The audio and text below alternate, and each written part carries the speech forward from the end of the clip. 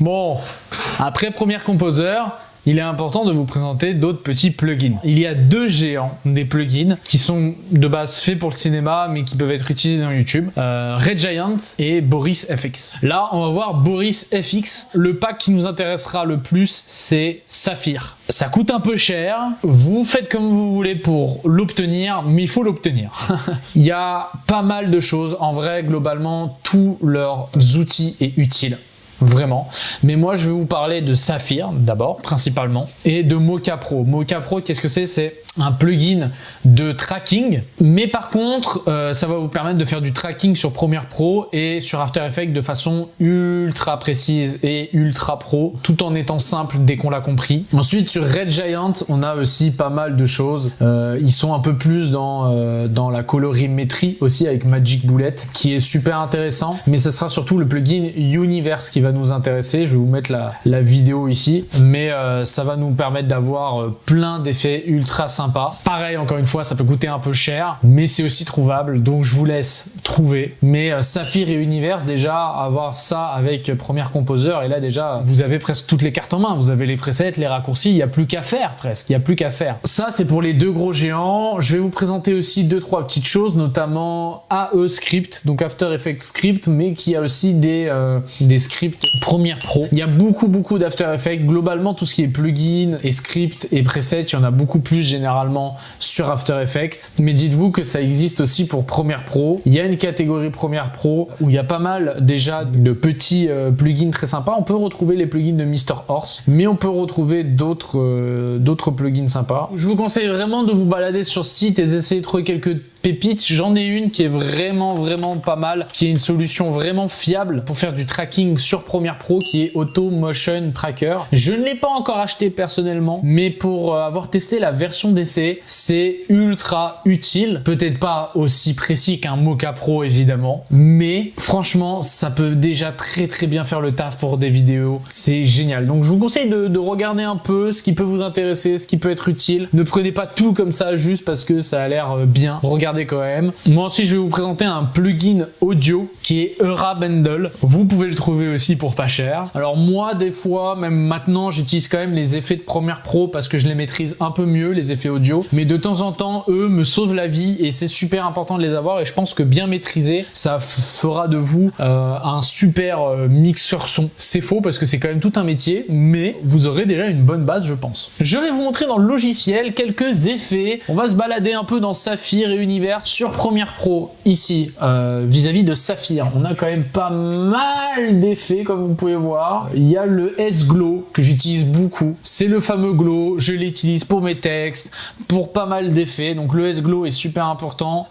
Vous avez quand même pas mal de choses où il faut se balader un peu. Vous avez un peu un effet ray comme ça. Je l'ai jamais trop utilisé. Dites-vous qu'avec Saphir et Universe plus Premiere Composer, vous aurez tellement de possibilités dans votre logiciel qu'il faudra plus que les utiliser au bon moment, au bon endroit. Quand vous avez envie de les utiliser, vous dites ça peut être sympa, et c'est le principe de cette formation. Vous donnez tous les outils pour que vous vous dites juste tiens, cet effet je le ferai bien, oui mais je l'ai l'effet pour le faire dans Premiere Pro, vas-y je vais le faire sur ma vidéo, et c'est le but. Alors évidemment par contre je peux pas tout vous présenter en détail, mais globalement vous avez pas mal de choses. Vous avez Texture Fold par exemple, ça va vous rajouter une texture un peu dégueulasse, mais encore une fois c'est les premières briques. Ensuite faut déplacer les curseurs et jouer un peu avec. Film Damage, donc là ça rajoute un peu un effet damage, et dites-vous que Saphir Universe, ils ont à peu près les mêmes effets, mais chacun a son petit truc. S-Vignette, c'est pas mal ça aussi, c'est pour ajouter une vignette un peu plus, voilà, et là déjà vous voyez cette vignette est un peu plus qualitative que celle qui est disponible de base sur Premiere Pro, et elle est ultra sympa. On peut même changer un peu comme ça.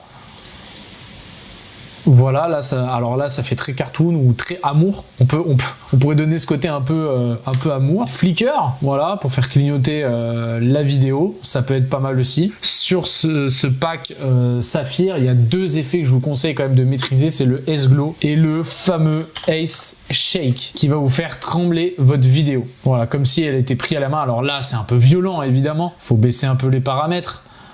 mais dès que vous l'épaissez, voilà, ça fait comme si quelqu'un tenait la caméra et faisait bouger la caméra. Alors ça peut être super important pour rendre vos textes dynamiques. Si vous êtes quelqu'un qui fait des vidéos plus corporate, évidemment vos textes vous allez laisser un peu statique, vous n'allez pas utiliser ce genre d'effet. Si vous êtes quelqu'un qui va être dans le dynamisme, comme on va tout mettre en mouvement pour le dynamique, et bah on va vouloir mettre cet effet sur la vidéo si on peut, un peu, si ça rend pas trop moche, et surtout sur les textes pour faire que les textes bougent vite, sont tout le temps en mouvement. Vous allez voir quand on va faire des textes, et vous pouvez voir que moi j'ai mon petit dossier avec mes petits shakes déjà prêts. Donc maintenant on a exploré le pack Saphir. Alors on l'a survolé évidemment, hein, parce qu'il y en a beaucoup, et il y a Universe par exemple avec le fameux chromatique aberration que moi je trouve très très sympa. Heatwave pour donner un peu ce côté, il y a de la chaleur, il y a aussi un shake. Donc quand je vais parler de shake, c'est un élément qui bouge quoi quand ça tremble, et quand je vais parler de glow, c'est la lueur que je vous ai montré qui est très utile sur les textes. Et il y a aussi ici un glow que je préfère un peu moins. Vous voyez lequel vous préférez utiliser.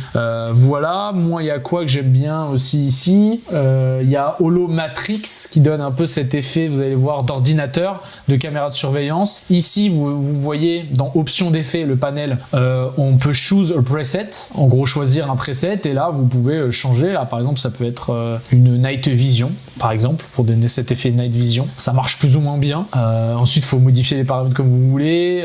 Security cam, voilà, si vous voulez montrer un peu ce côté caméra de sécurité, au lieu de vous faire chier un peu à devoir tout le reproduire, bah là vous l'avez directement, vous avez cet effet caméra de sécurité. Vous avez un noir moderne que j'aime beaucoup, si vous le modifiez un peu, vous mettez projecteur flicker, moi j'aime beaucoup faire ça, mais voilà, il y a un peu ce côté là, années 20. Retrograde c'est pareil, j'adore ça aussi, Retrograde. Alors on a toujours ce côté un peu années 20, on peut avoir un peu le côté années 70 avec les couleurs, mais toujours un peu beaucoup de grains, etc. On peut texturize aussi, on peut mettre une sorte de texture de terre dessus. On peut mettre un effet VHS, voilà, si vous voulez être un peu plus dans les années 2000, super sympa cet effet. On peut avoir l'effet un peu ecto. Alors là, ça marche pas super bien, voilà. Ce que je vous conseille, c'est plus le mettre sur un texte. Donc on va mettre sur un texte ici, Armand, toujours.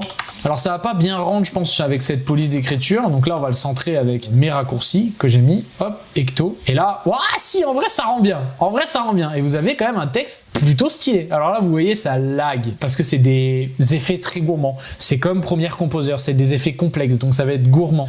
Et en même temps, moi je suis en train de record mon écran avec OBS qui prend quand même la moitié de la puissance de ma carte graphique. Donc évidemment que ça lag. Là vous voyez j'ai enlevé l'effet pour la prévisualisation me montre encore. Donc vous avez pas mal de choses. Vous avez Luster aussi qui est pas mal sur le texte. Vous voyez quand même on a un texte super sympa en un seul effet. Donc c'est pour vous dire à quel point c'est génial. Il y a le caméra shake ici qu'on a. J'avais mon record d'écran, bah, je peux faire un picture in picture. Et voilà, vous en avez encore plein. Et vous avez même des transitions avec Universe qui peut être vraiment sympa. Est-ce qu'on peut se faire une petite transition Rubik's Cube? Ça peut être sympa une transition Rubik's Cube. On se fait notre timeline ne ressemble à rien. On peut se faire une transition Rubik's Cube? Je suis sûr que ça va être vraiment pas ouf.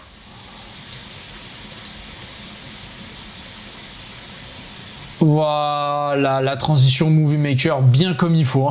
Je vous laisserai vous balader et trouver ce que vous aimez. Au niveau des transitions, je vous conseille quand même de rester sur ceux de Premiere Composer. Pour terminer, il n'y a pas que ce genre de plugin, il n'y a pas que les plugins qui vous permettent de faire des effets. Il y a des plugins ici qui vont vous permettre de gagner en temps, notamment un plugin Frame.io qui est en partenariat avec Adobe maintenant. Frame.io, c'est globalement, comme vous pouvez le voir ici, une plateforme où en fait vous allez mettre la vidéo, vous allez mettre la vidéo au client. Et en fait le client, que ça soit des commerciales ou des youtubeurs, vont pouvoir mettre leurs petites notes. Ici, il faudrait faire ça. Ils peuvent mettre une flèche, ils peuvent souligner, mettre des passages dans la vidéo, genre de là à là, tu peux couper. Et même en tant que créateur de contenu, c'est intéressant d'envoyer ça aux marques pour qu'ils puissent vous faire des feedbacks. Quand si vous faites une opération sponsorisée, ça peut être super intéressant et super pro de leur montrer. C'est gratuit, mais vous avez maximum 2 gigas et vous êtes seul à pouvoir l'utiliser. Donc si vous travaillez avec un monteur ou que vous êtes monteur et vous travaillez avec un client ou plusieurs clients, il va falloir prendre une formule au-dessus, mais vous pouvez vous en sortir. Vous pouvez très bien créer un compte et partager avec votre monteur ou alors avec votre client pour que lui upload la vidéo, vous reconnectez connecté avec les mêmes identifiants et vous regardez la vidéo. Malheureusement, vous êtes limité à 2 Go, je crois, de stockage, ce qui est vraiment peu. Mais c'est une solution très très pro. Et vous avez la même chose avec Dropbox, qui s'appelle Dropbox Replay. Vous avez pas mal de logiciels qui fait un peu pareil, mais Frame.io, c'est celui qui l'a fait au mieux. Et c'est tout. Je vous ai pas tout montré en détail, mais je vous ai quand même montré pas mal de choses. Je vous ai donné des pistes à aller voir, à télécharger, mais tout ça, voilà, on a nos presets, nos shortcuts, on a notre organisation. Mais est-ce qu'on va pouvoir s'organiser à l'infini? Est-ce qu'on va pouvoir utiliser que des templates? Eh bien écoutez, c'est là qu'on va rentrer dans le prochain cours. À tout de suite.